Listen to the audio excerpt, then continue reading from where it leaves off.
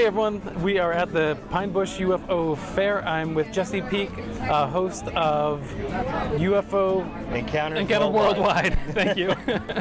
And this is a local event. Is this your first time here at Pine Bush? Second time. Second time. Last year was the first. Yeah. Enjoyed it. Awesome. And so, what are you hoping to do today? Trying to really merge with everybody that's in MUFON. And get to know them face to face and not just over Skype and talk about the cases that we've been working on. Yeah. You know what I mean? What kind of cases?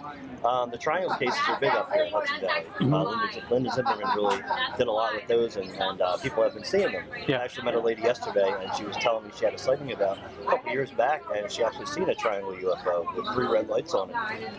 It was incredible, she said. She said nothing she's ever seen like that before. Yeah, well, it's a hot spot, this area, for sure. Right. I think this is probably the second highest regions in New York for sightings over the past 30 or 40 years. Okay.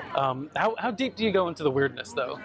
I mean, you can go down some rabbit holes, you Yeah, know what I mean? I try not to go too deep because then you can get lost, and then try to focus just on the cases I'm working with experiencers. I'm also part of the MUFON ERT, so we work with them on a daily basis and try to help them through the processes of their experiences with ET and abduction phenomenon. Can you explain what that is? Yeah, the ERT. It's called the Experiencer Resource Team that MUFON has. And we basically work as a counselor to different people that have had abductions and experiences like that. We get assigned them, and we work with them for months, sometimes years. Yeah. It's not something we just write off in a couple of weeks. And, we continue this, and we're an open ear for them, and we kind of find the similarities within their story that they didn't even know about before. You know, as you talk to them weeks and weeks and weeks, you find the little things that they have never even noticed. You know, and it helps them get the answers to what they're looking for. Yeah, then that was started with Kathleen Martin, I think. Yeah. Originally, she got that started and off the ground. Yep. Yeah. And she's still involved in it. Yeah. So she's a big part of it today too. So every meeting she's there, and she's someone that has taught a lot of our ERT members coming into the field and train them. You know, because we go through a separate training than normal field investigators. So, she's there for it. And Denise Stoner, she's another one. So. Yeah. So I mean, what about that? Do you feel like you walk away with a sense of accomplishment? Absolutely. Yeah. Yeah, I mean, there's no better feeling in the world than helping another individual. And seeing how they light up after finding these answers that they've been looking for so long.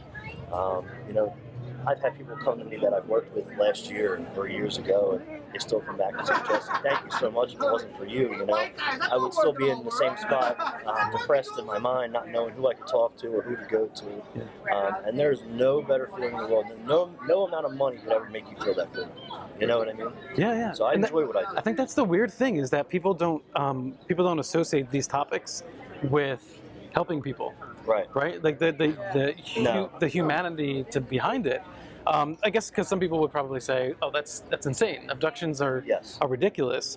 But whether you believe in it or not, I mean, there are people that have PTSD and traumatic experiences, and they need help trying to wrap their brain around what is actually happening to them. Yeah. And is it successful in that process?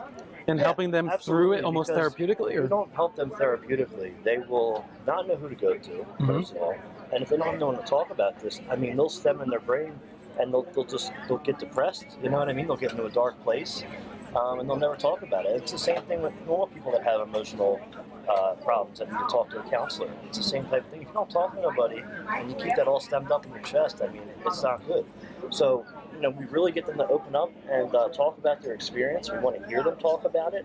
Let them hear what they're saying. Because sometimes they don't even know, the full details until they hear them talking about it themselves. And it's just very rewarding. Yeah. And by the way, it's super crowded here. So short of taking a hike somewhere to find a spot to record this, we're doing this right here on a little bench on Pine Bush. So you can see it's really a successful year. Yeah. This is they need more of these events. This is what really gets the word out. No, I think you're right.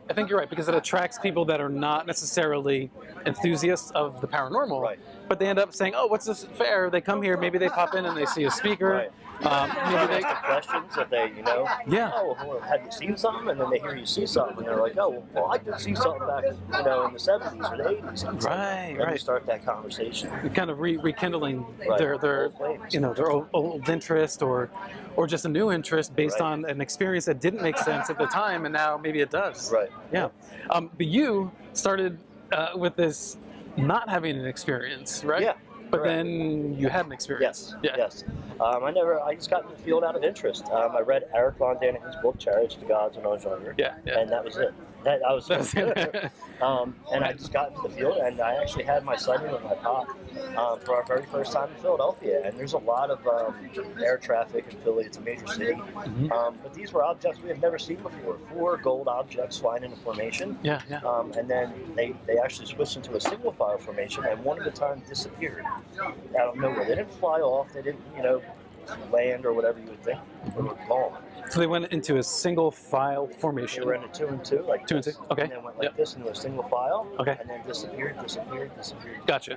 Okay. So, because sometimes you hear about craft that kind of fall into each other, so almost Right. like they become one craft. It wasn't like that. No, Okay. they were single crafts by themselves, and they each disappeared on their own. So there was no combining at all or any reaction from the others. They just were gone. Did you get any sensations or anything when you were watching that? A wow sensation, and I did actually have a brand new phone at the time. And when we first saw them, we were traveling alongside them. Yeah. Yeah. And I just got off the phone. I get my phone, and my phone locks. Have you ever seen Skinwalker Ranch when the phone does the crazy stuff? That happened to my phone. And then they changed the formation. We got stopped at a stoplight, and they continued to go on, and my phone kicked on. And it kicked on right before the last 2 had disappeared, and I caught them. I have a still photo of it. So I had someone clear it up a little bit, and you can see the object pretty good. So yeah, it's amazing, man. Having those experiences. Many people don't get to have that, so it's a pretty cool thing. Yeah. So what time is your podcast air?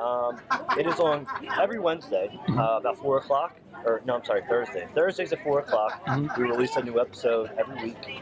UFO Encounters Worldwide. It's on all podcast platforms and KGRA Digital Broadcasting now, which you can see that on Wednesdays at 12 midnight. Awesome. Thanks so much for hanging out, man. Absolutely. I guess this is it. Like, are you stuck for life doing this? Oh yeah. This is a passion.